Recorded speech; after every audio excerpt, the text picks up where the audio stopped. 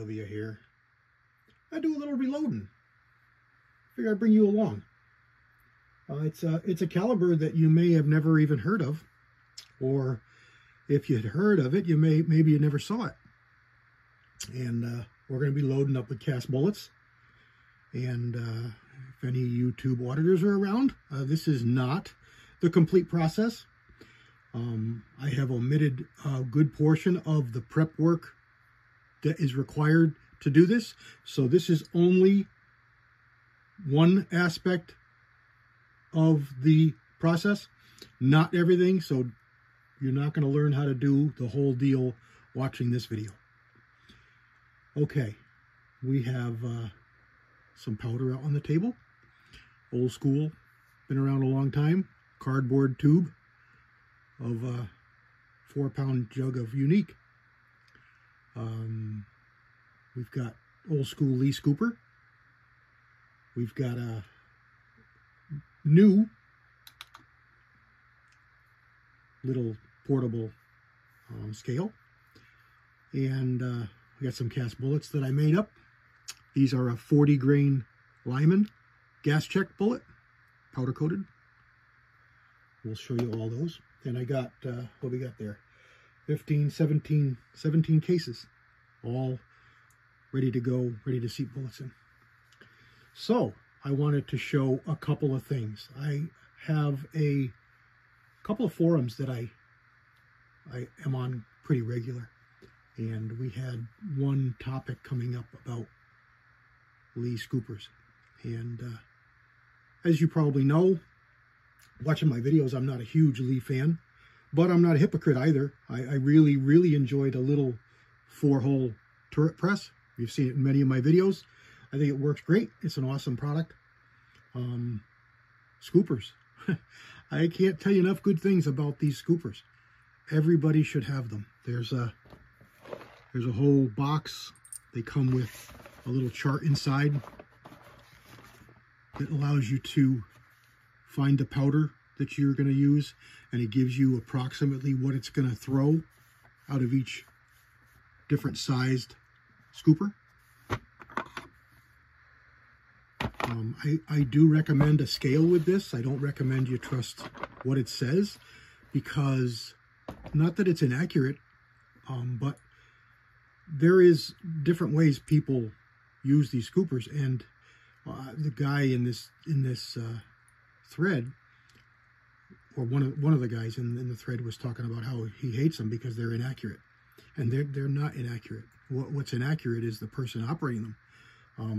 You know, we have said this 100 times. We as people are usually last to blame ourselves. We're first to blame the product, the item we're using. It has to be faulty because I'm a person and I'm perfect. Well, generally speaking, we're the person. The person operating it is the loose nut, myself included. You know, we all do screwy things. But I wanted to show the scoopers, and I wanted to show the proper way to use them, because there is a right and a wrong way, and we're going to show it here with the scale. And I've started the scale with a cup on there, and we turned it out, or we turned it on with it on there, so it's going to give us a weight. See, now it's a minus number. It's going to give us a weight with the cup on there. The proper way to use Lee scoopers: you want to get yourself, I always recommend a glass bowl. These are Pyrex glass bowls. They're great. You buy them in a set of like 4 or 5 of them for like, I don't know, 10 bucks. They're cheap. Glass won't make sparks. Glass can be washed. It generally is not a problem with static. If it is, go wash it. If it still is, get yourself some dryer sheets and wipe your stuff out with the dryer sheets. It'll kill the static. When you're using a scooper, you want to get an inch or so of powder. No, you want a depth of powder, and you want to take your scooper backwards. See, here's the bottom. There's the top. And you think you just go like this and dump it on the scale and it works, right? That's a scooper, right? Well, no. This is how you want to use it for accuracy, for repeatability. You go backwards. You go backwards through the powder and then forwards. And then tap it. Tap it once, tap it 5 times. Whatever's good for you, just do it the same each time. So, backwards through the powder, forwards through the powder. You get a pile, give it a tap. Throw it on the scale. 4.0 on the nose. Again, backwards through the powder, forwards through the powder. Give it a tap. I give it 2 taps there. I should have given it 1. Let's see. 4.2. Backwards through the powder, forwards through the powder. Give it a tap. 4.2. You get the idea. 4.1. It's extremely consistent.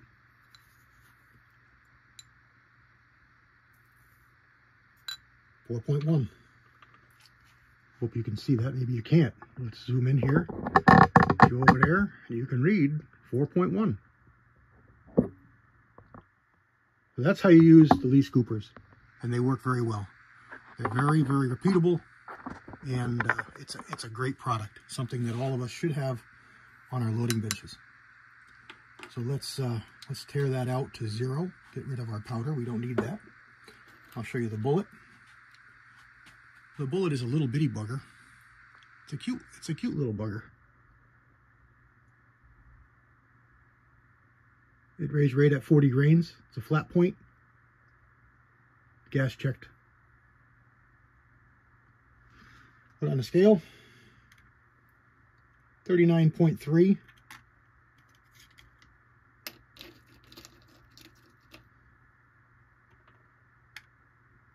39.2.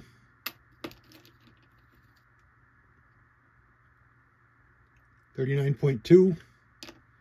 It's a nice little bullet. So let's get some in the cases. We're going to try this the way it is. These cases are primed, sized, primed, trimmed, but I didn't flare them. I like to generally use an M-die. I don't have an M-die specific for the Hornet. You don't need M-dies specific to a caliber. Generally speaking, there's 3 different lengths, 4 different lengths. There's 2 different stems and 2 different bodies, which will cover about everything, and then you can adjust. What you need to have is the diameter. So you want a 22 caliber M-die. Let's show you the case. I haven't showed you that yet. So here's a Hornet. That's a regular old Hornet, as has been seen since the 20s. Let's zoom in just a little bit for you here. That's a Peters case in 22 Hornet. Long sloping shoulder. Kind of looks like a little mini 300 H&H. This happens to be a 35 grain bullet. They work really good. They shoot really good, and they've been around quite a while. One of the things people don't like about them is that they're really thin, and they do grow. You got to trim them. They're really small, hard to work with, hard to load, and they're very weak. You can crush the shoulders really easy. The neck's really easy. So one really good change or alteration that can be made is to make it a K. Now there's a couple of different Ks. K is an improved case.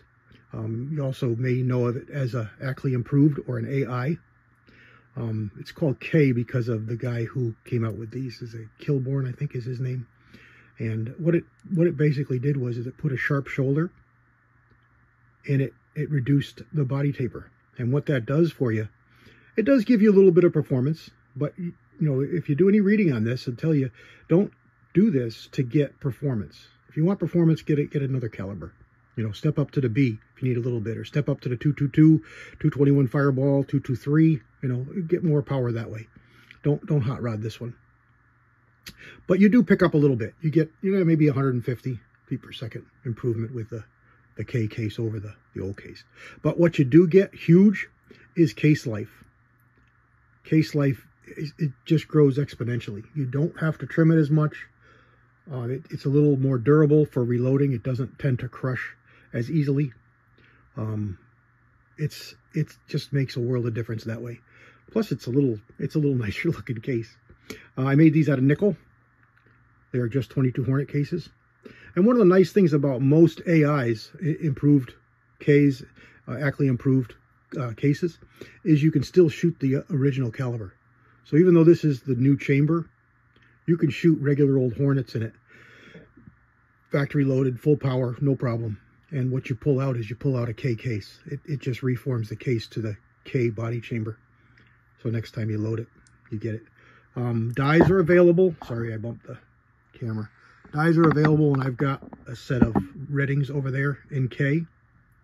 And again, it's a couple of different Ks, so you want to look at your shoulder angle to get the right K Hornet.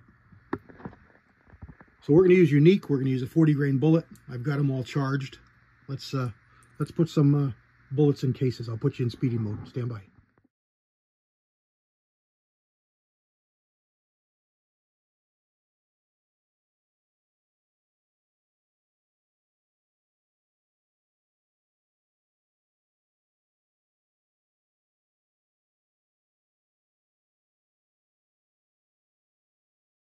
And then the last one.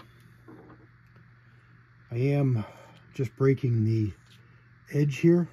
Something I like to do specifically with cast bullets, but it's a benefit anytime. If you haven't just trimmed the cases and deburred them, you will benefit from just chamfering the inside of that case mouth before you seat your bullet. It just makes it a little bit nicer. And there's our finished round with the bullet. There's a cute little bugger. Generally they shoot really good. Just a fun plinking round. This is not a hot load. I think this was what we said, 4 grains. 4 grains of unique. It ought to be doing about 1,500. So a hot 22 long rifle, not quite a Magnum, and generally shoot really good. So there we go. 22 K Hornet. Have you seen one? Do you got one? Tell me about it. God bless everybody. CW out.